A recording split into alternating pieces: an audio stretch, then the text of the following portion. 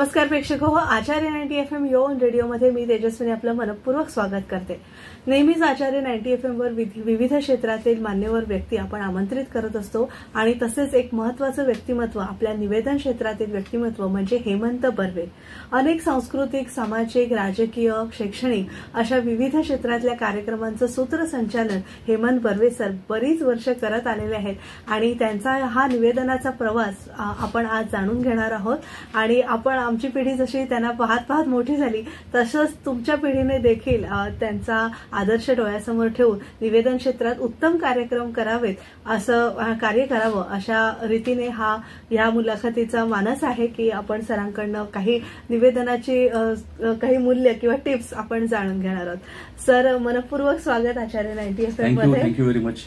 आणि तेजस्विनी खूप चांगल्या पद्धतीने शॉर्ट मध्ये ओळख करून दिलीस आणि तुमचा हा सेटअप फारच सुंदर आहे। म्हणजे इकडे आल्यावर खूप आल्हाददायक वाटतंय। आणखीन गेली काही महिने वर्ष मी अनेकांच्या पोस्ट्स मधनं मला कळतंय की अशा प्रकारचे तू इंटरव्ह्यूज घेतेस आणि खूप इच्छा होती इथे यायची, आज शेवटी योग आला। नक्कीच, खरं आम्ही दोघेही दादरकर आहोत आणि आज बऱ्याच वर्षांनी भेटण्याचा योग आलेला आहे। कार्यक्रमाच्या निमित्तानं भेटलो होतो आणि नंतर मध्ये थोडं गॅप झाली, पण आता परत योग आलेला आहे। नक्कीच सर, अगदी सुरुवातीपासून आपल्या सगळ्या प्रेक्षकांना आपण सांगूया की अगदी शाळा कॉलेजचे दिवस आणि तुमच्या निवेदनाकडे तुम्ही कसं वळलात हे थोडंसं जाणून घ्यायचं। अगदी थोडक्यात सांगतो, कारण कसं आहे की आता मी 55 वर्षाचा आहे। आणखी गेल्या अनेक वर्षांमध्ये रादर मी हे सगळं स्टेजवरती जाऊन लोकांसमोर येणं सुरू केलं 1990 साली। म्हणजे आता 34 वर्ष झाली। 34 वर्षातला आणि त्याच्या आधीचा थोडासा आढावा घ्यायचा म्हणजे खूप फास्ट फॉरवर्ड करायला लागणार आहे। बेसिकली माझी बालमोहन विद्यामंदिर शाळा होती, बालमोहन, रुपारेल, आणखीन त्याच्यानंतर पुण्यातलं MIT इंजिनिअरिंग कॉलेज, हा माझा प्रवास ग्रॅज्युएशन पर्यंतचा। ग्रॅज्युएशनला जाईपर्यंत म्हणजे रादर इंजिनिअरिंगला जाईपर्यंत मी स्वतःला एकदम सायन्स मधला टिपिकल हुशार मुलगा समजायचो। आणखीन बाकी गाणं, नाटक या सगळ्या कलांना मी असा ज्यांना अभ्यास जमत नाही त्यांच्यासाठी कला आहेत असं अशी माझी समजूत होती। माझी सख्खी धाकटी बहीण गायची, माझे वडील संगीतकार होते बाळ बर्वे म्हणून। म्हणजे आठवणीतली गाणी ही जी साईट आहे ना तेजस्विनी, त्या साईटवरती संगीतकार या सेगमेंटमध्ये माझ्या बाबांचं बरंच काम अपलोड केलेलं आहे। म्हणजे माझ्या बाबांच्या संगीतकारपणाविषयी सांगायचं तर त्यांच्याकडे कोण कोण गायलं होतं ऍज अ गायक, मी काही नावं सांगतो म्हणजे तुला खूप त्यांच्यावरनं कळेल की त्यांनी कितपत काम केलं असेल। महेंद्र कपूर म्हणजे अगदी मोठ्या मोठ्या गायकांपासून सांगतो मी, महेंद्र कपूर, सुरेश वाडकर, माणिक वर्मा, हरिहरन, उत्तरा केळकर, अनुराधा पडवाल, चंद्रशेखर गाडगीळ, रवींद्र साठे आणि असे अनेक गायक, शोभा जोशी आहेत, ज्यांनी ही सगळी पिढी घडवली। हो, आणि जो आर्टिस्ट आपल्याकडे गावा असं वाटतं असे सगळे आर्टिस्ट माझ्या वडिलांकडे गाऊन गेले। सगळ्यात मोठं नाव माझं राहिलं घ्यायचं तलत मेहमूद। तलत मेहमूदांकडनं माझ्या बाबांनी मराठी गाणी रेकॉर्ड करून घेतले HMV साठी, 1971 ची गोष्ट आहे ती। तर हे माझे वडील। आणखीन मी लहानपणापासून गायचो परंतु मला इंटरेस्ट नव्हता। आणि माझी बहीण पण गायची आणि तिला प्रचंड इंटरेस्ट होता आणि ती गायची पण खूप छान। त्यामुळे तिचं गाण्याचं शिक्षण, गाण्यातलं नाव ह्या खूप गोष्टी पटापट झाल्या। सुरेश वाडकरांचे गुरुजी होते जियालाल वसंत, त्यांच्याकडे ती शिकायला लागली, पाठोपाठ मी पण शिकायला लागलो, पण मला इंटरेस्ट नव्हता। आणि मी जेव्हा 12वी रुपारेल भरपूर मार्क, MIT इंजिनिअरिंग कॉलेज असं पुण्यात MIT ला गेलो तर MITतलं वातावरण हे समूह पुन्हा बालमोहन सारखं होतं। म्हणजे MIT ला आम्ही सुरुवातीला म्हणायचो की ते इंजिनिअरिंग कॉलेज कमी आहे आणि ती शाळा जास्ती आहे, कारण तिकडे मुलांचं जे इन्क्लिनेशन असतं कुठल्या विषयांकडे त्या गोष्टी घडायला लागल्या। त्याला पुण्यातलं वातावरणही कारणीभूत होतं, म्हणजे पुण्यातल्या पुरुषोत्तम, फिरोदिया या कॉलेजमधल्या स्पर्धा, त्याच्यामुळे मुलांच्यातले सगळे कलागुण वाढायला लागतात। आणखीन पुण्यात गेल्यानंतर इंजिनिअरिंगला एकदा मी आलो असं मला कळलं, तेव्हापासून माझा जो प्रवास सुरू झाला गाण्याकडे तो अद्भुत होता। माझ्या वडिलांना मी सांगितलं मला तुमची आपली घरची दादरची पेटी पाठवून द्या, मला रियाज करायचा आहे। वडील वेडे झाले, कारण त्याच्या आधी ते मला घरी पेटी काढ जरा वेळ बस असं म्हणायचे आणि मी काही भाव द्यायचो नाही त्यांना। पुण्यातलं माझं पत्र आल्यावर ते त्यांना काही कळत ना असं कसं काय, त्यांनी पेटी पाठवली पुण्याला। मी हळूहळू पेटीवर हात टाकून पेटी वाजवून गातो मी आता। आणखीन पुण्यातल्या एका स्पर्धेत, माझ्या गाण्याच्या स्पर्धेत मी पहिला पण आलो। त्याचे परीक्षक होते मुकुंद फणसळकर आणि सुधीर मोघे।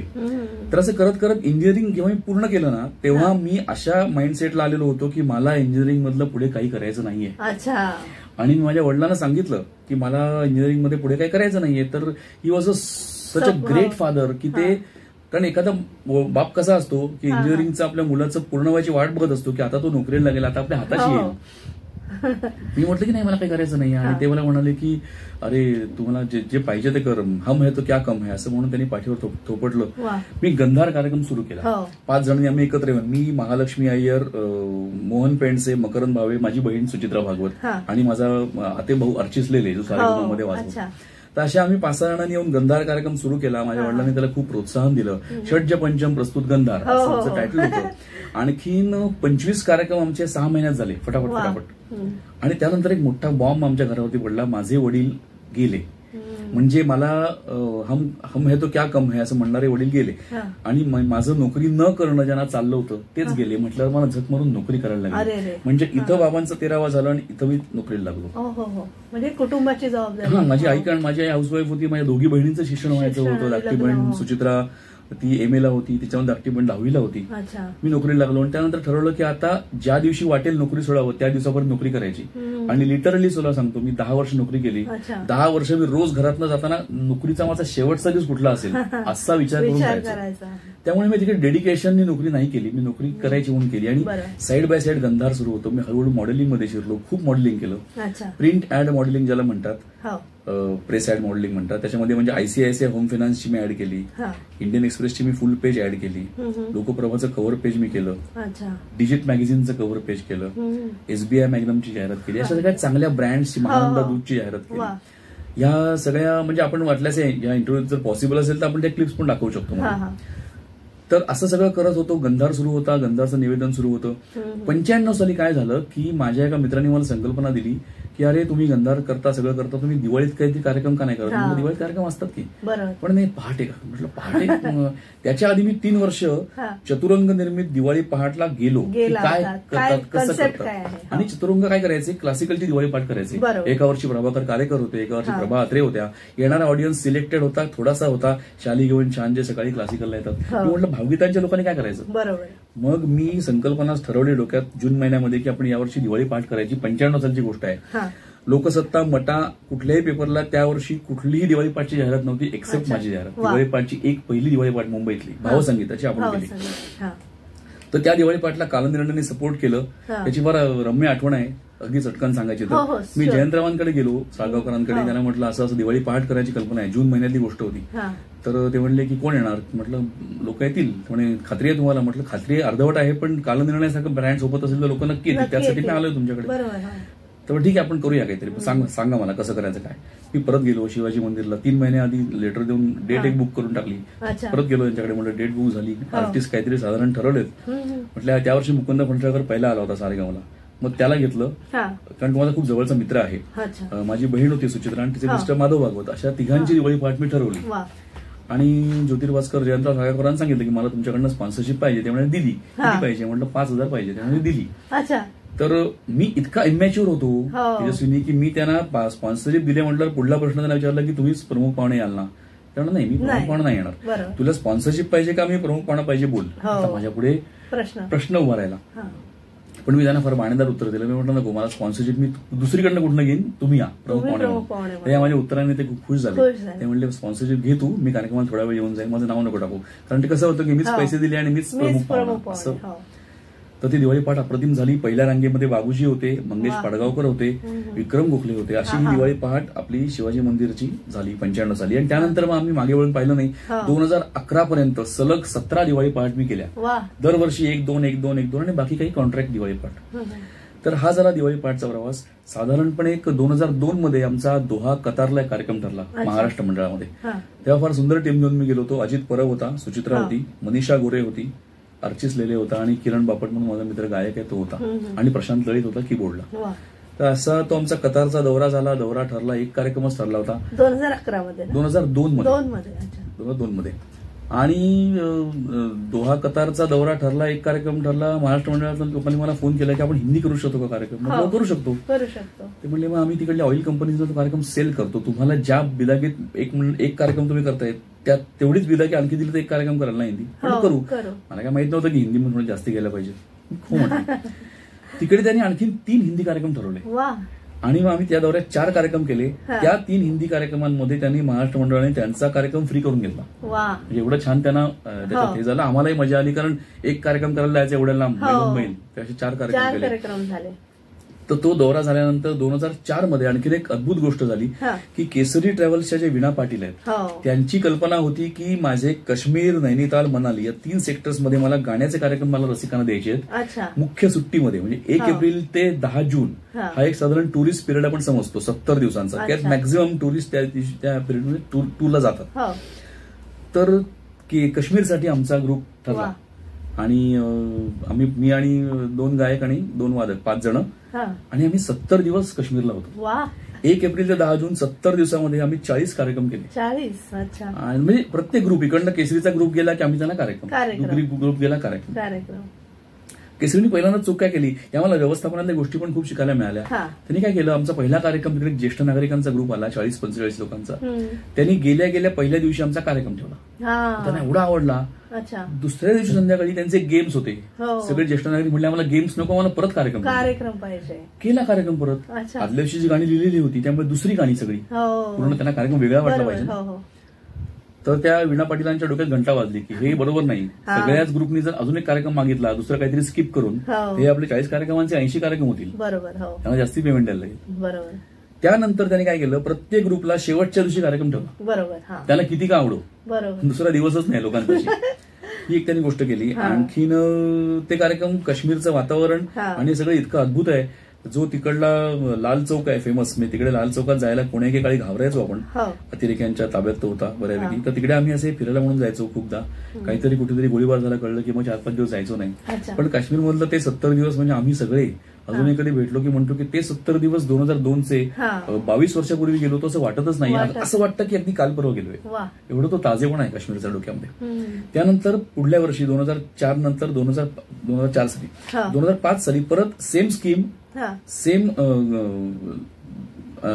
ह्याच्या अंतर्गत केसरीचाच पण लोकेशन नैनिताल.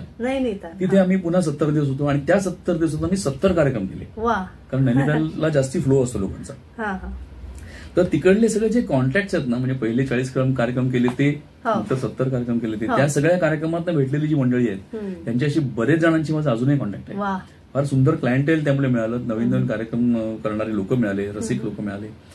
आणि त्याच्यानंतर काय झालं, 2004 आणि 5-6 साली आपल्या मराठी क्षेत्र एवढं छोटंसं आहे ना गाण्याचं क्षेत्र की आम्ही 2 वर्ष गेलोय म्हटल्यावर सगळ्यांना ते वाटायला लागलं जावं आणि सगळेजण अप्रूव्ह झाले केसरीला.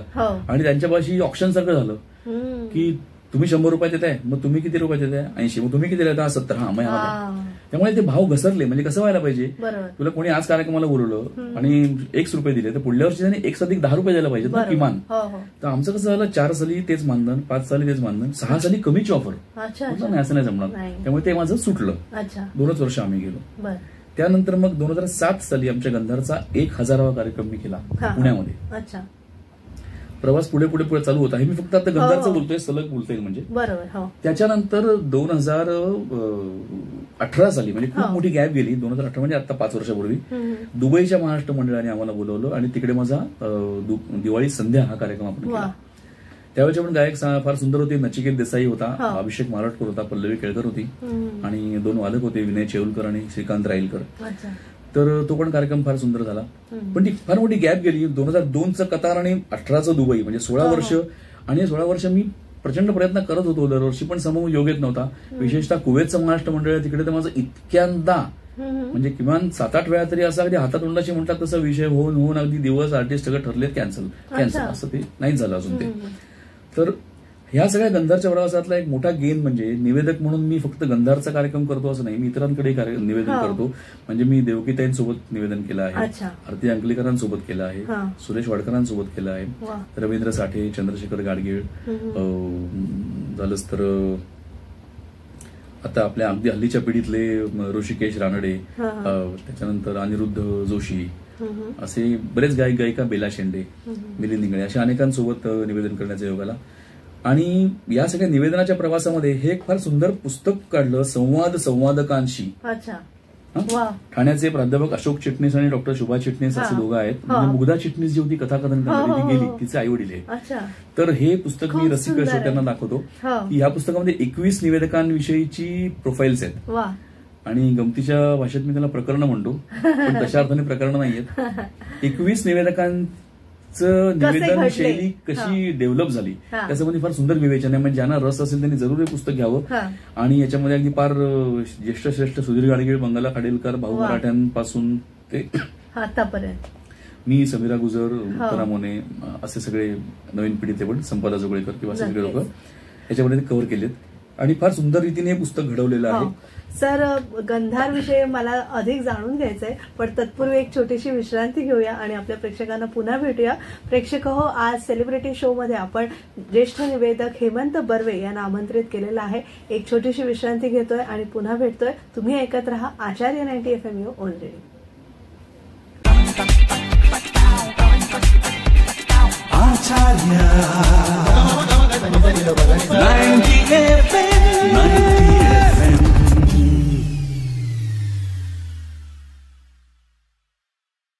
विश्रांतीनंतर तुम्हा सगळ्यांचं पुन्हा एकदा स्वागत. तुम्ही ऐकत आहात आचार्य 90 FM यो ऑन रेडिओ आणि आज आपण सेलिब्रिटी शो मध्ये ज्येष्ठ निवेदक हेमंत बर्वे यांच्याशी संवाद साधतोय. गंधारची म्हणजे ऍड आली की म्हणजे ती पहिली मी पाहिली ती अर्थातच मटा आणि लोकसत्तामध्ये. ती ऍड आल्यावर ती फार अशी काय म्हणतात ते लक्ष वेधून घेणारी अशी, एक तर नाव त्याचं छान आणि ते षड्ज पंचम ते एक सुंदर नाव. हे दोन्ही नावं तुम्हाला कशी सुचली आणि ती खूप छान आहे, त्याविषयी जाणून घ्यायचंय. आणि गंधारची संकल्पना जी आहे म्हणजे प्रेक्षकांना एक सुंदर कार्यक्रम देण्याचा जो तुमचा मानस आहे तो त्यातनं सगळ्या प्रेक्षकांनी आणि बरेच तुम्ही जर म्हणालात बरेच कार्यक्रम झाले गंधारचे. म्हणजे असा एकही असा शनिवार रविवार नसेल की त्यामध्ये गंधारची ऍड नसेल असा तो कार्यक्रम. लॉकडाऊन पासून मी जाहिराती बंद केल्या समोर, कारण लॉकडाऊन मध्ये तर पेपर बंद झाला आणि मग समूह फेसबुक आणखीन जे कार्यक्रम होतात त्यातनं माउथ पब्लिसिटी अशा दोन मार्गानेच करण्यात मी जास्ती भर दिली. गंधार सोबत माझे थीमॅटिक कार्यक्रम बरेच झाले आजपर्यंत. म्हणजे फक्त ड्युएट्सचा एक कार्यक्रम केला आपण चिंब भिजलेल्या नावाने, त्यामध्ये सगळी मराठी ड्युएट्स आहेत. दुसरा कार्यक्रम केला तो म्हणजे परिसस्पर्श म्हणून कार्यक्रम केला, त्यामध्ये 21 संगीतकारांची 21 गाणी अशी थीम होती. आणि सगळ्यात महत्वाचा माझा आजपर्यंतचा कार्यक्रम म्हणजे स्वतंत्र ते भगवती, म्हणजे स्वातंत्र्यवीर सावरकरांचे विचार लोकांपर्यंत पोहोचवण्यासाठी स्वतंत्र ते भगवती ही एक अत्यंत अद्भुत अशी थीम जी पूर्णपणे माझी थीम आहे आणि अनेक कार्यक्रमांमध्ये ती गौरवली गेली. विशेषतः पुण्यातल्या आमदार मेधा कुलकर्णी आहेत, त्यांनी व्यासपीठावरनं आमच्या ह्याची थीमची खूप तारीफ केली. कारण त्यामध्ये कशी थीम आहे की संतांपासून कार्यक्रम सुरू होतो, शिवाजी महाराजांच्या माधनं कार्यक्रम येत येत सावरकरांपर्यंत येतो. सावरकरांचा दुसरा कुठलाही कार्यक्रम असा संतांच्या पासून सुरू होत नाही, डायरेक्ट आपण सावरकर विषयाला हात घालतो. आणि सावरकरांमध्ये हे आपले जे प्रमुख 5 संत आहेत महाराष्ट्रातले ते कसे दृगोच्चर होतात अशा पद्धतीने कार्यक्रम होतो. सावरकरांमध्ये ज्ञानेश्वर कसे दिसतात, सावरकरांमध्ये तुकाराम महाराज कसे दिसतात, असा तो पद्धतीने कार्यक्रम जातो. आणि त्या कार्यक्रमाचे खूप शोज झाले महाराष्ट्रावर, महाराष्ट्राच्या बाहेर झाले, मध्य प्रदेशमध्ये झाला, कर्नाटकात झाला. त्यातल्या निम्म्या शोज मध्ये डॉक्टर शेवडे होते माझ्यासोबत, डॉक्टर सच्चिदानंद शेवडे. काही शोज मध्ये शरद पोंक्षे होते आणि काही शोज मी एकट्याने केले. तर त्या शोचा एक खूप जबरदस्त आठवणी आहेत काय, कारण एकदा आमचा कार्यक्रम होता सोलापूरमध्ये हुतात्मा थिएटरमध्ये, कराडमध्ये. कुठं होता कार्यक्रम? हुतात्मा टॉकीज सोलापूरचा आहे, मला वाटतं कराडमध्ये होता. आणि कार्यक्रम सुरू असताना लाईट गेले आणि लाईट गेल्यानंतर आम्ही जवळजवळ 25 मिनिटं मी आणि शरद पोंक्षे लोकांशी डायरेक्ट बोललो विदाऊट माईक. आणि सगळ्या लोकांना सांगितलं आपल्या मोबाईलचा लाईट पसरवा आणि जवळजवळ 700-800 मोबाईल लाईट्स करून छानपैकी अँबियन्स तयार झाला आणि त्यात आम्ही बोललो. ही एक खूप अद्भुत आठवण आहे. म्हणजे लोकांनी काही हुकचूक केलं नाही आणि नंतर लाईट आले. ह्या सगळ्या गंधारच्या तुम्हाला म्हणालीस नाव कसं ठरलं? गंधार हे नाव माझ्या वडिलांनी ठरवलं. आणि षड्ज पंचम म्हणजे सा आणि प, तानपुऱ्यावरती आपण सा आणि प लावला, तो जुळला की तो अगदी एकरूप जो झाला एकमेकांची सूर, ते प सा सा सा असा तो 4 तारा लावतो आपण. तर ते लावल्यानंतर त्यातून गायकाला गंधार मिळतो अशी संकल्पना आहे. लावतो काय तार प आणि सा, पण तो छेडत राहिलो आपण की त्यातनं गायक थेट गंधार लावू शकतो. म्हणजे षड्ज पंच निर्मित गंधार अशी ती आमची फार सुंदर नावाची थीम आहे. आणि दुसरी थीम अशी आहे की गंधारची मुळात काही थीम नाहीये, त्यात आम्ही सगळं कव्हर करतो. It's a bouquet. म्हणजे त्याच्यामध्ये भावगीत आहे, त्याच्यामध्ये फोक आहे, गझल आहे, ड्युएट्स आहेत, हिंदी गाणी आहेत. म्हणजे रसिकता सामावून घेतील अशा सगळ्या प्रकारची गाणी त्यामध्ये आहेत. एका थीमला डेडिकेटेड नाही, त्यामुळे ते कुठे अडकत नाही कुठल्या थीममध्ये. लोकांनी अमुक एक गाण्याची फरमाईश केली की ते घेतलं असं. आता बाबूजींवरती कार्यक्रम केला आपण, त्यात बाबूजींची गाणी घेतो. त्यात गदिमांचं एखादं गाणं जर आपल्याला खळे काकांनी संगीतबद्ध केलं असेल ते घेता येणार नाही, पण तसं आम्ही थीम मध्ये अडकत नाही. त्यामुळे गंधारचे कार्यक्रम आजपर्यंत जवळजवळ 1995 ते 98 कार्यक्रम झालेले आहेत. साधारणपणे मी त्या कार्यक्रमाचा डेटा ठेवतो. जवळजवळ 2000च्या टप्प्यात कार्यक्रम पोहोचलेले आहेत. त्याच्यानंतर या कार्यक्रमांच्या फ्लोमध्ये मी एक आणखीन वेगळा प्रकार केला, तो म्हणजे मी शाळांमधनं कार्यक्रम केले व्हॅल्यू एज्युकेशनचे. सहज जाता जाता या नावाने मी एक पुस्तक प्रकाशित केलं. हे पुस्तक आम्ही त्या मुलांना द्यायचं होतं कार्यक्रम झाल्यानंतर. आणि ह्या कार्यक्रमात आम्ही सकाळी उठल्यापासून म्हणजे सकाळी जागा झाल्यापासून रात्री झोपेपर्यंत मुलांनी आयडियली काय काय करायला हवं या सगळ्या गोष्टी मुलांपर्यंत पोहोचवतो. म्हणजे आपल्या सांस्कृतिकरित्या काय काय सांगितलेलं आहे की सकाळी उठलं वक्रतुंड महा काय म्हणायचं, घरच्या मोठ्या माणसांना नमस्कार करायचा, त्याच्यानंतर व्यायाम करायचा, त्याच्यात 13 सूर्यनमस्कार घालायचे, त्या 13 सूर्यनमस्कारांचे मंत्र म्हणून ते घालायचे. मग तुम्ही शाळेत कॉलेजमध्ये जायचं कुठे ते, संध्याकाळी आल्यानंतर पर्वचा म्हणायचा, रात्री देवाला दिवा लावायचा, आणखीन काहीतरी जुन्या संतांची किंवा जुन्या थोर पुरुषांबद्दल काहीतरी वाचन करायचं, झोपायचं, आणि सकाळी उठल्यानंतर पुन्हा कराग्रे वसतेपासून दिवस सुरू करायचा. ह्याच्या सगळ्या व्हॅल्यूच्या गोष्टी आहेत ज्या आता समाज विसरत चाललेला आहे. या गोष्टी त्यामध्ये आम्ही कव्हर करायचो. शाळांमधनं आजकाल मराठी शाळांमधनं विशेषतः मुलं खूप अर्वाच्य शिव्या देतात. हा विषय कोणी स्टेजवरनं घेतलाय का हातात? आम्ही त्या कार्यक्रमात स्टेजवरनं माईकवरनं मी मुलं जी पॉप्युलर शिव्या देतात ती त्यांना ऐकवायचो. आणि ते भयानक वाटायचं. माईकवरला जेव्हा ती शिवी कोणाला तरी विनाकारणची म्हणजे ऐकवायची म्हणून दिली जाते ना, ती मुलं अशी अद्भुतरित्या थक्क होतात. आणि मी त्यांना पटवून द्यायचो की तुम्ही तुमच्या तोंडाने जे चांगलं बोलता त्याचा तुमचा चांगला परिणाम होतो, आणि जे तुम्ही वाईट बोलता ते बुमरँगसारखं तुमच्याच पाशी येणार आज ना उद्या. तर ज्यांना ती शिवी देऊन स्वतःचं काहीतरी वाईट घडवायचंय त्यांनी देत राहा शिव्या. आणि मी शाळेमध्ये मुलांना विशेषतः सांगतो, शाळेचे कार्यक्रम होते, समोरची मुलं बसलेली आहेत 8वी 9वीची, आणि आम्ही काही काही मुलं खूप शिव्या देतात. असं म्हटल्यानंतर जो कोण शिव्या देणारा मुलगा असतो ना त्याकडे सगळी मुलं बघायची आणि मला पटकन कळायचं कोण, आणि तो मुलगा असा खाली बघायचा. मला करेक्ट पॉइंट आउट व्हायचं. म्हटलं उभा राहा, म्हटलं कुठल्या सुंदर सुंदर शिव्या देतोस, म्हटलं इकडे पुढे. मग त्याला मी असं अपमानित करायचो चांगल्या अर्थाने, की जेणेकरून सगळ्यांचे डोळे उडावेत आणि एक संस्कार देण्याचा. एक्झॅक्टली. आजकालच्या मुली ज्या पद्धतीची वेशभूषा करतात त्याच्यावर बोललं जायचं कार्यक्रमामध्ये. आणि म्हटलं आपला जो वेश असतो तो वेश, प्रत्येक वेश हा काहीतरी संदेश देतो, ह्याच्यावर विचार करा. म्हटलं तुमच्यापैकी तुमच्या हेडमिस्टर कोण आहेत त्या, त्यांनी जर मला उद्या त्यांच्याकडे बोलवलं सत्यनारायणच्या पूजेला, तर मी त्यांच्याकडे 3/4 घालून जाईन का? समजा गेलो तर काय वाटेल त्यांना? 3/4 घालून गेलो आणि शर्टची बटणं इथपर्यंत उलट टाकून गेलो, त्यांना काय वाटेल? मला उत्तर द्या. म्हटलं उत्तर द्या, असं नुसतं मी एकतर्फी बोलायचो नाही, मी मग त्यांच्याकडे उत्तरं काढून घ्यायचो. म्हटलं एक्झॅक्टली. मग त्या ड्रेसचा तो संदेश आहे ना, मग त्यांनी मला जर पूजेला बोलवलं तर मी त्यांच्याकडे झब्बा करून जाईन का जाईन, तर झब्ब्याचा एक संदेश आहे. म्हटलं जेव्हा तुमची मुलगी इथे फाटलेलं, इथे फाटलेलं, इथे फाटलेलं, इथे फाटलेलं, इथे फाटलेलं असे ड्रेस घालते, त्या ड्रेसचा संदेश काय, मला उत्तर द्या. तेव्हा तो कुठे तो विषय त्यांच्या डोक्यात घुसायचा. नुसतं वरवर बोललं की काय होतं, नाही आम्हाला हवे तसे कपडे घालू. म्हटलं नाही, हवे तसेचा विषय नाहीये तिथे. तुम्हाला सांगा संदेश काय, तुम्ही कबूल करा की मला तो संदेश द्यायचा आहे घाणेरडा. तुम्ही कबूल करा आणि मग घाला. इतकं त्यांना तुम्ही जेव्हा उघडं पाडताना तेव्हा त्या गोष्टी घुसतात डोक्यात. नुसतं वरवर बोलून नाही होत काही. तर या कार्यक्रमाबद्दल पण मी खूप, आणि या कार्यक्रमाची विशेषता ही आहे की मी तुला पण सांगून देतो, कॉलेजमध्ये पण आपण जेव्हा कार्यक्रम करतो ना जेव्हा, तेव्हा याचं काही मानधन सांगत नाही. मी असं नाही म्हणत की मानधन घेत नाही, पण तुम्ही द्याल ते बंद पाकिट, कारण तो माझा कमर्शियल कार्यक्रम नाही, ते काहीतरी लोकांसाठी म्हणून मी करायला जातोय, आणखीन ते व्हायला पाहिजे, हा महत्वाची गोष्ट आहे. दुसरी गोष्ट. तिसरी गोष्ट, या कार्यक्रमांच्या ओघामध्ये आता एखादं गाणं आहे बाबूजींचं, ते निवेदक काय बोलतो की बाबूजींबद्दल त्यांच्या मिसेसनी काय सांगितलंय, आशा भोसले काय म्हणाले, मग बाबूजींना तुम्ही काय म्हणता, मग तुम्ही आशा भोसलेंचे ते सुगम संगीतातले गुरु होते, या होत्या असं. पण तुम्ही हेच किती वेळ सांगणार लोकांना? तर मी बाबूजींवरती एक कविता केली, ती बाबूजींना पण स्वतः ऐकवली. त्यांना एवढी आवडली, त्यांनी लिटरली डोळ्यात पाणी आलं होतं. मी जेव्हा त्यांना एका हँडमेड पेपरवरती छान अशी लिहून दिली होती आणि प्रेझेंट केली होती त्यांच्या घरी जाऊन, त्यांचं माझं खूप सख्य होतं. बाबूजींकडे मी त्यांच्या आराम हराम आहे चित्रपटासाठी गायलोय कोरस. 1976ची गोष्ट आहे, मी 8 वर्षांचा होतो. ती पहिली इंटरॅक्शन. बाबूजी माझ्या घराच्या अगदी जवळ राहायचे, जस्ट 5 बिल्डिंग पलीकडे. त्यांच्या घरी माझ्या वडिलांनी LICच्या कामासाठी मला बरेचदा पाठवायचे, म्हणजे प्रीमियम द्यायला किंवा रिसिट द्यायला, तेव्हा ओळखीचे होते. ती पहिली इंटरॅक्शन 76 साली चित्रपटात गायलो. त्याच्यानंतर दुसरी इंटरॅक्शन दिवाळी पहाटला गंधारचं ओपनिंग त्यांच्या हस्ते झालंय. गंधारचा पहिला कार्यक्रमाला त्यांचे आशीर्वाद घेतलेले आहेत. दिवाळी पहाटला त्यांनी आशीर्वाद दिलेले आहेत. त्याच्यानंतर वीर सावरकर चित्रपट जेव्हा त्यांनी प्रोड्यूस केला त्या चित्रपटात मी होतो. सावरकरांचं धाकट्या भावाचं काम मी केलं आहे. त्याच्यानंतर मग बाबूजींवरती या कविता केल्या, त्यामुळे त्यांना द्यायला गेलो आणि त्यांनी खूप छान कौतुक केलं माझं.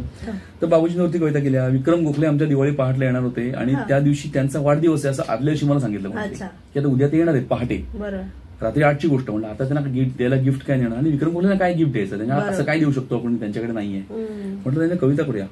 त्यांना कविता केली त्यांच्यावर, ती त्यांना कार्यक्रमात ऐकवली, ती त्यांना खूप आवडली. तर अशा रीतीने मी व्यक्तींवरती कविता केल्या खूप. आशा भोसलेंवर केली, श्रीधर फडक्यांवर केली, सुरेश भटांवर केली, विदर्भातल्या लोकांवर केली. म्हणजे विदर्भातले लोक असं म्हटलं की काही काही गुणधर्म आहेत त्यांचे. नागपूर, वर्धा, अकोला, अमरावतीचे लोक मी खाटकन ओळखतो बोली भाषेवरनं. 2 वाक्य बोलली की मी ओळखतो तुम्ही अकोल्याचे का, तुम्ही अकोल्याचे विदर्भातले का. तर विदर्भातल्या लोकांवरती मी काही कविता केल्या. तर अशा पद्धतीनं मी विरारला आमचा कार्यक्रम होता श्रीधर फडक्यांचा, विरारच्या लोकांवरती मी कविता केल्या, ठाण्याच्या रसिकांवरती कविता केल्या. तर अशा प्रकारे माझ्या कविता या सगळ्या पुस्तकामध्ये आहेत. हे जे माझं पुस्तक आहे शब्द माझे म्हणून, हे पुस्तक आता आय पुस्तक नावाचं एक डिजिटल ऍप आहे. त्या आय पुस्तक वरती या कविता माझ्या आवाजामध्ये ध्वनिमुद्रित झालेल्या आहेत. तसंच माझं एक युट्यूब चॅनल पण आहे याच नावाचं. मी रसिक मंडळींना आवाहन करीन की त्यांनी हे माझं युट्यूब चॅनल जरूर सबस्क्राईब करावं. त्याच्यामध्ये फार सुंदर सुंदर कथा मी लोकांपुढे आणतो आणि कविता पण असतात माझ्या आणि इतरांच्या. याच्यानंतर या सगळ्या प्रवासामध्ये तेजस्विनी एक मराठी गझलांची मी सीडी प्रोड्यूस केली. त्याचं नाव आहे कैफियत. या कैफियत नावाच्या गझलेच्या सीडीमध्ये सुरेश भट, अनिल कांबळे, सदानंद डबीर, मनोहर रणपिसे अशा सगळ्यांच्या गझल्स आहेत, ज्या संगीतबद्ध केलेत माधव भागवतांनी आणि गायल्या आहेत माधव भागवत आणि सुचित्रा भागवत म्हणजे माझी बहीण अशा दोघांनी. आणि याचं निवेदन लिहिलेलं मी आहे आणि केलेलं सचिन खेडेकरनी आहे.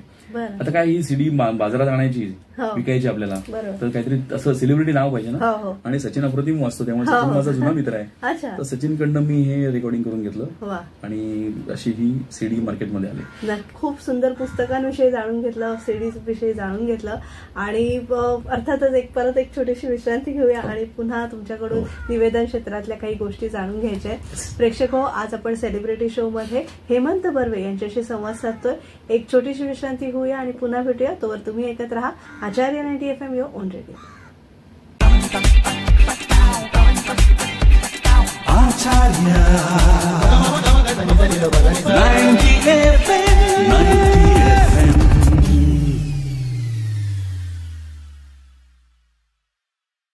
विश्रांतीनंतर तुम्हा सगळ्यांचं पुन्हा एकदा स्वागत. तुम्ही ऐकत आहात आचार्य 90 FM यो ऑन रेडिओ आणि आज आपण सेलिब्रिटी शो मध्ये हेमंत बर्वे यांना आमंत्रित केलेलं आहे. सर, आता आपण मगाशी कॉन्सेप्ट शो बद्दल बोलत होतो, कारण आता सध्या इव्हेंट फार होतात आणि प्रत्येक म्हणजे क्षेत्रातले इव्हेंट होतात आणि त्यासाठी आपल्याला एक गायकांचा वाद्यवृंद हवा असतो. तर कन्सेप्ट शो म्हणजे लता दीदी नाईट किंवा आशा भोसले नाईट अशा प्रकारचे ज्या संकल्पना असतात, तर त्या तुम्ही बऱ्याचशा राबवलेल्या आहेत तुमच्या कार्यक्रमांच्या माध्यमातून. तर त्याची नेमकी तयारी तुम्ही कशी करता ते जाणून घ्यायचं निवेदनाच्या माध्यमातून. नाही, आता त्याची तयारी म्हणजे कसं असतं, हल्ली त्याची शैली बदलली. पूर्वीच्या काळी खूप पुस्तकं वाचायला लागायची, काही लेख वाचायला लागायचे. म्हणजे मदन मोहनजींवर कार्यक्रम करायचा आहे तर मदन मोहन नावाचं एक मोठं पुस्तक आहे किंवा आर डी बर्मनजींवरती पुस्तक आहे, त्यांचा सगळा डेटा त्यामध्ये अनेकांनी त्यांच्यावर लिहिलेला आहे. ते सगळं वाचन करून त्यातलं आपल्याला काय अपील होत आहे, कुठली स्टोरी किंवा कुठली कथा किंवा कुठली घटना सांगण्यासारखी आहे, कुठली घटना कुठल्या गाण्याच्या आधी सांगण्यासारखी आहे, अशा पद्धतीनं ते कार्यक्रम झाला पाहिजे. आणि अलीकडे या कन्सेप्ट शोचं खूप जास्ती प्रमाण वाढलंय असं मी म्हणेन. आणि कन्सेप्ट शो मध्ये आता लताबाईंना सादर करायचं, आशाबाईंना सादर करायचं, तर तेवढ्या ताकदीचे गायक पाहिजेत. त्यामध्ये नेहमीच असतात असं नाही. बऱ्याचदा या गायकांच्या सगळ्या मांदियाळीमध्ये काही सिलेक्टेड गायकांची नावं अशी आहेत की जे खरंच त्या ताकदीचे आहेत आणि बाकीचे एक केवळ म्हणजे मोठे मोठे स्पॉन्सर्स मिळतात, आणखी स्पॉन्सरशिप मिळतात आणि कमर्शियल तो कार्यक्रम हिट जातो म्हणून लावतात बऱ्याचदा. तर मी 2005 साली जेव्हा माझं हे पुस्तक प्रकाशित झालं तर तेव्हा मी सुरेश वाडकरांना घेऊन त्यांचाच दयाघना कार्यक्रम केला होता. म्हणजे दयाघना त्यांचा कार्यक्रम तेच सादर करतायत, तेच गातायत, मी निवेदन करतोय आणि त्याच कार्यक्रमात माझं शब्द माझे प्रकाशित झालंय सुधीर मोगेंच्या हस्ते. असा सगळा विषय होता. तर या कन्सेप्ट शोज तुम्हाला प्रश्न विचारलाच मान्य आहे मला, पण मी या कन्सेप्ट शोजला हल्ली नाही फारसा फॉर आहे म्हणण्यासारखं नाही, पण खूप झाले की मी तिथनं दूर होतो. एखादी गोष्ट खूप झाली की मी तिथनं दूर होतो. दिवाळी पहाट आम्ही सुरू केली. आता दिवाळी पहाट म्हणजे गल्ली बोळात म्हणजे इतक्या व्हायला लागल्या सोसायटीमध्ये. त्यामुळे मी आता कार्यक्रम मी माझी दिवाळी पहाट करणं बंद केलंय. कॉन्ट्रॅक्ट शोसाठी दिवाळी पहाट मला येते त्या मी करतो. अलीकडच्या 2 वेगळ्या गोष्टी ज्या या सगळ्या करिअरमध्ये आलेल्या आहेत त्या म्हणजे एक तर मुलाखती घेणं आणि दुसरं म्हणजे ऍक्टिंग, अभिनय. 2000 साली मी वीर सावरकर चित्रपटात काम केल्याचं म्हटलं तुला. त्याच्या आधी मी मागोवा म्हणून एका नाटकात काम केलं होतं 1991 मध्ये, दिल्लीला झालं होतं. आंतरनाट्य म्हणून मुंबईतली फार मोठी संस्था आहे, फार तगडे लोक त्याच्यामध्ये आहेत. म्हणजे अजित भुरे, तुषार दळवी, विनय येडेकर, संजय मोने, रेणुका शहाणे, विजय केंकरे, तुझ्या त्याच्यानंतर कोण आता सुनील तावडे किंवा असे सगळे कलाकार मिळून त्यांनी आंतरनाट्य संस्था, जुनी संस्था आहे ती, तर त्या संस्थेच्या नाटकात मी काम केलं. ते माझं पहिलं स्टेजचं प्रयत्न होता. त्याच्यानंतर वीर सावरकर चित्रपटात काम केलं, तो दुसरा प्रयत्न होता. त्याच्यानंतर मग जगा वेगळी म्हणून एक मालिका होती, तुला माहिती असेल तर 2002 साली सुहास जोशी त्यामध्ये मुख्य पात्र होत्या. त्या जगावेगळीमध्ये मला एका निगेटिव्ह शेडचं मला बिल्डरची भूमिका मिळाली होती, ती मी केली होती. आणि त्याच्यानंतर माझं मधनं अभिनय करणं सुरू झालं. सिरियल्स मधून कॅरेक्टर रोल्स. कंटिन्युटी कॅरेक्टर्स मी केल्या नाहीत, कारण त्यामुळे माझे कार्यक्रम सफर व्हायचे. 2 वर्षापूर्वी अबोली म्हणून सिरियल आली स्टार प्रवाहावर. त्या अबोलीमध्ये पहिला 1.5 महिना माझं कंटिन्युटी कॅरेक्टर होतं, आणि त्या 1.5 महिन्यामध्ये माझे 3 कार्यक्रम महत्वाचे असे गाण्याचे बुडले. कारण आता कसं आहे की आज आपण 30 जुलैला आहोत. आज मला समजा कार्यक्रमाला 16 ऑगस्टला, मी माझ्या ईपीला विचारलं 16 ऑगस्टला मला यायचा कार्यक्रम, तो म्हणतो नाही रे सांगू शकत नाही आता. आणि 16 ऑगस्टला तो लक्षात ठेवायचा, आणि तुम्हाला सांगायचा 14 ऑगस्टला की तुला जायचंय ना 16ला तुझा. म्हटलं आता काय जायचंय, कार्यक्रम तेव्हा होता, घेतलाच नाही मी. तर असे माझे कार्यक्रम बुडले. म्हणून मी काय केलं की आता मला आज कार्यक्रम आहे आणि त्याच्यानंतर 10 दिवसांनी कार्यक्रम आहे, मग मधल्या 10 दिवसात मी ऍक्टिंग करतो. कॅरेक्टर रोल्स जे असतात की पुढले 4 दिवस चालणारे ट्रॅक, तो 6 दिवस चालणारे असे कॅरेक्टर्स करतो. त्याच्यामध्ये एक सांगण्यासारखी कॅरेक्टर म्हणजे आई काय कुठे करते, आई कुठे काय करते. या मालिकेमध्ये मी मेहता म्हणून जी संजना होती, त्या संजनाचा बॉस होतो मी, नालायक बॉस होतो. तर ते मी कॅरेक्टर केलं होतं. त्याच्यानंतर आर्किटेक्ट काळे म्हणून एक कॅरेक्टर केलं होतं. प्रसाद ओकची एक सिरियल होती, प्रसाद ओक आणि अमृता सुभाष, नाव तुला आठवतंय का? एक असू दे, नाव आठवत नाहीये. तर त्याच्यामध्ये मी काम केलं होतं. आणखीन अलीकडच्या आता परवा अबोलीमध्येच मी परत एक जज झालो सेकंड ट्रॅकमध्ये. तर अशा हिंदी सिरियल मी बऱ्याच केली आहेत, हिंदी सिरियलमध्ये खूप ट्रॅक केलेस. तर त्यामुळे अलीकडे माझा अभिनय ही गोष्ट एक मोठी चाललेली आहे. कविता चाललेल्या आहेत, युट्यूब चॅनल मी जे सुरू केले त्यात अनेक चांगल्या कथा मी सादर करतो, ते एक सुरू आहे.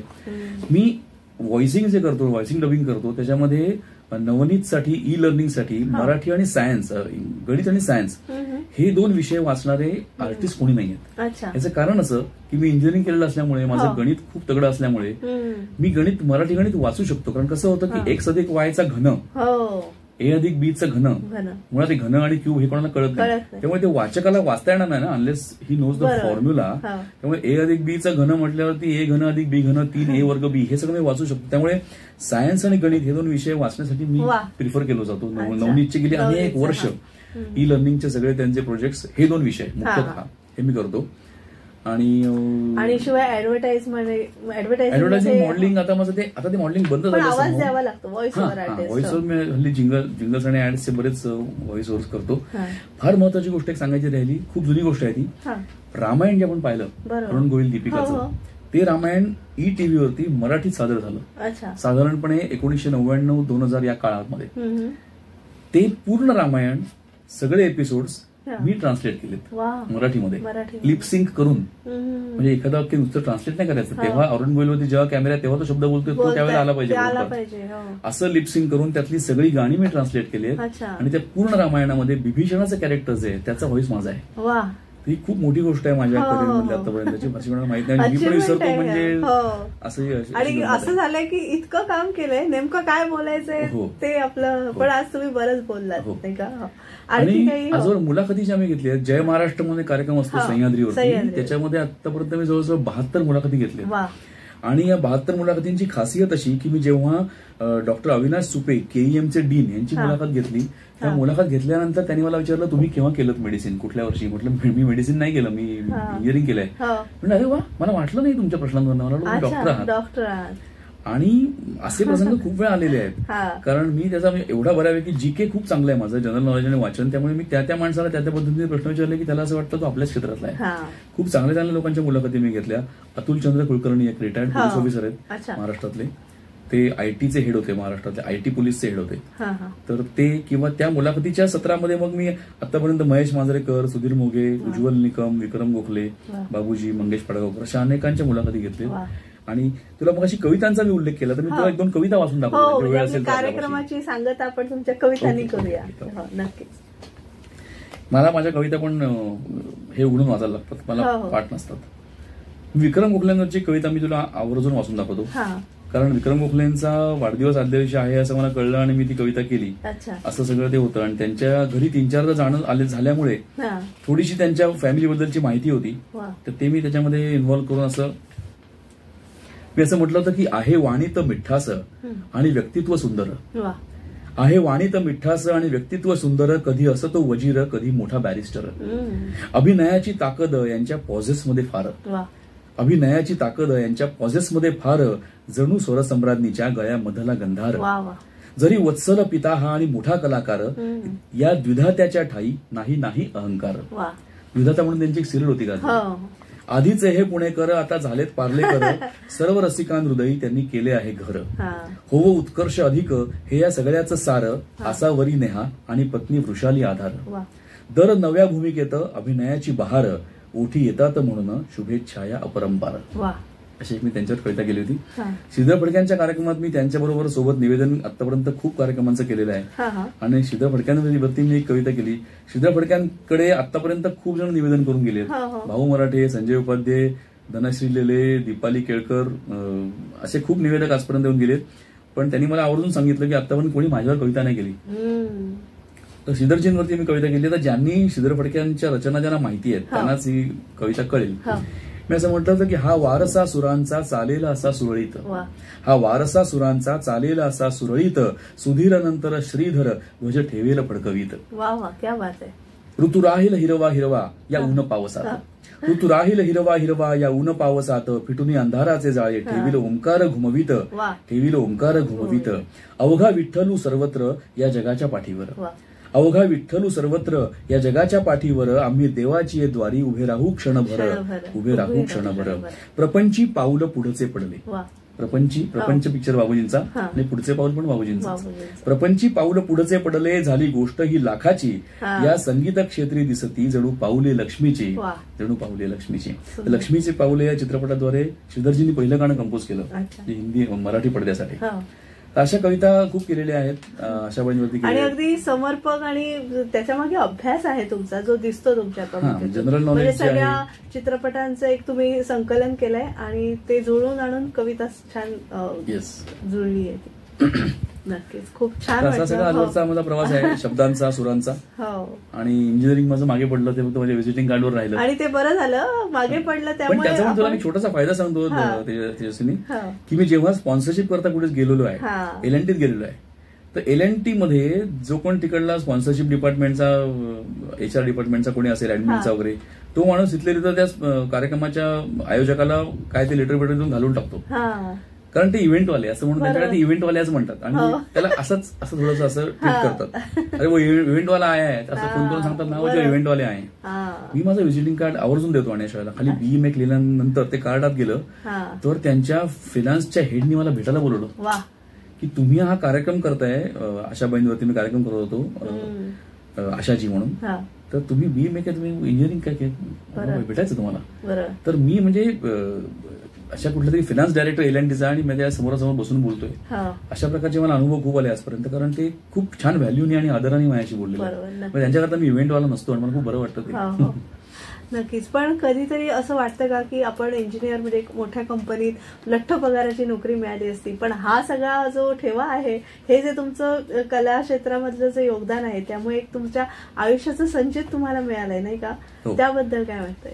त्याबद्दल अगदी खरं सांगायचं तर मला, कारण असे अनुभव सामान्य माणूस किंवा एक तुम्ही इंजिनियर असता तर तुम्हाला हे सगळे आशाताई, लता दिदी या सगळ्या, तुला दोन फरक सांगतो की आयुष्यामध्ये अशा अनेक वेळा आलेल्या आहेत की जेव्हा मी काहीतरी तसंच काही नोकरीसारखं छान केलं नाही याच्याबद्दल रिग्रेट केलेलं आहे. अनेक प्रसंग आलेले आहेत. पण हे माझ्या आयुष्यात. पण माझे जे मित्र आहेत जे आज कुठेतरी डिरेक्टर आहेत, चेअरमन आहेत, CEO आहेत, ते मला म्हणतात तुझं मस्त आहे रे, तुझं मस्त आहे रे, आज मुलाखत देतोस, उद्या कार्यक्रम करतोस, परवा सिरियलमध्ये ऍक्टिंग करतोस, मस्त आहे रे तुझं. आणि ते माझं ऑब्झर्वेशन असं आहे की ते फायनान्शियली खूप स्ट्रॉंग आहेत, पण ते खूप फ्रस्ट्रेटेड आहेत. मी ज्यांना भेटतो ते म्हणजे ते एकतर ते माझ्या ओळखीचे असल्यामुळे ते कुठेतरी कविता करतात किंवा असेच आहेत. हार्डकोर या विषयातले फ्रस्ट्रेटेड नसतील कदाचित, पण माझे जे 1-2 असे ओळखीचे मित्र पण असे आहेत ते फ्रस्ट्रेटेड म्हणजे असे कंटाळलेले आहेत की काहीतरी हुकल्यासारखं. आणि मलाही तसं वाटतं आणि कलाकार आपण परिपूर्णतेने जगतो. Topic comes to bank account मला ते वाटतं की अरे आपण ते करायला पाहिजे होतं. पण हे जे आहे ते आज बोल नाही तर मी आज कुठेतरी समजा असतो धरून मी सिनियर जीएम असतो तर कदाचित मी तुझ्या पुढे मुलाखत त्याला कशाला बसलो काय मी सांगितलं असतं विशेष म्हणजे जे मी इतर अनेक जीएमचं आहे तेच माझं असतं ना. मी आधी प्रमोशन मिळालं ते प्रमोशन. त्यामुळं हे जे संचित आहे ते खूप आहे अर्थातच. पण त्याच्याबरोबर कमर्शियल गोष्ट पण आहेत नक्कीच. हो आणि हा जो आनंद आहे तो पैशात आपण मोजू शकत नाही का. खरंच खूप छान वाटलं आणि एका परत इतक्या वर्षांनी एका निवेदक मित्रांना भेटून आणि गुरुंना भेटून खूप आणि आता नुकतंच आपण गुरुपौर्णिमा साजरी केली तर आज छान योग आला आणि आज तुम्ही आमच्या आचार्य 90 FM ला आलात आणि सुंदरशी मुलाखत तुमचा सगळा जीवन प्रवास आमच्या श्रोत्यांना उलगडून दाखवला त्याबद्दल मनपूर्वक आभार. थँक्यू. आणि त्याच्यासाठी तुझ्याशी बोलायला छान वाटलं कारण तुम्हाला त्या विषयातली आहेस त्यामुळे कसं होतं की मी तुला मगाशी म्हटलं असतं की मुलाखत घेताना तो माणूस आपल्या विषयातला आहे तू तर आहेसच पण आपण आहोत तसं भास पण निर्माण केला पाहिजे जर आपण नसलो तर. ती एक मुलाखत घेणाऱ्याची टीप मला द्यायची होती की तुम्ही नुसतेच प्रश्न शूट करू नका तुम्ही त्या विषयाशी एकरूप व्हा म्हणजे ते प्रश्न तुमच्या आतून येतील. नाहीतर तुम्ही आपले छापील प्रश्न कोणी विचारू शकतो ना काढलेले प्रश्न असं आहे. नक्कीच अगदी खूप भरभरून म्हणजे प्रत्येक नुसतं गंधारविषयीच बोललो नाही आपण पण गंधारमुळे तुम्हाला एक चेहरा मिळाला एक ओळख मिळाली आणि अर्थातच त्या ऍडमुळे तुम्ही घराघरात आणि सगळ्या श्रोत्यांच्या मनामनात पोहोचलात आणि खरंच त्या आई वडिलांनाही आपण नमस्कार करूया आणि इतके छान कलाकार आम्हाला तुम्ही दिलेत त्याबद्दल त्यांचे आभार मानूयात. तर प्रेक्षको आज आपण सेलिब्रिटी शो मध्ये ज्येष्ठ निवेदक हेमंत बर्वे यांच्याशी चर्चा केली त्यांचा सगळा जीवन प्रवास जाणून घेतला. आमची ही मुलाखत तुम्हाला नक्कीच आवडली असेल अशी आशा व्यक्त करतो आणि आमच्या युट्यूब चॅनलवर तुम्ही कमेंट करून तुमचे अभिप्राय प्रतिक्रिया आम्हाला जरूर कळवा आणि पुन्हा एका नवीन सेलिब्रिटी शो भेटूया पुढील सेलिब्रिटी शो मध्ये. तोवर मी तेजस्विनी आपला निरोप घेते. तुम्ही मात्र ऐकत रहा आचार्य 90 FM यो ऑन रेडिओ. धन्यवाद. नमस्कार.